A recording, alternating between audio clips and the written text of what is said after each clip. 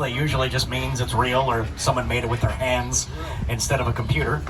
And building realistic sets is certainly not a lost art in any way. You're going to get another good example of it right here as we ride through the newest part of our studio tour. This is one of the sets from Jorden Peels' latest film, Nope. It's the fictional theme park of Jupiter's Claim. And here's the writer and director, Jorden Peels, to tell you more about it. Movie magic only happens when a team of collaborators, often in the hundreds, work together to take an impossible notion and bring it to life. This is Jupiter's Claim, a nostalgic, small-time Southern California amusement park owned by former child star Ricky Juke Park.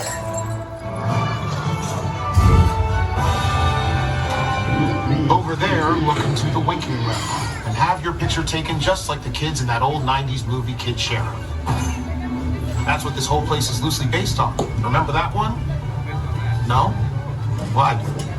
A little further down, you can see the brand new Star Lasso experience. Built to showcase an unbelievable new live show. It's not looking so live anymore. Anyway, behind this Hollywood fantasy of a gold rush frontier town lies a city. Welcome to the world of Nope.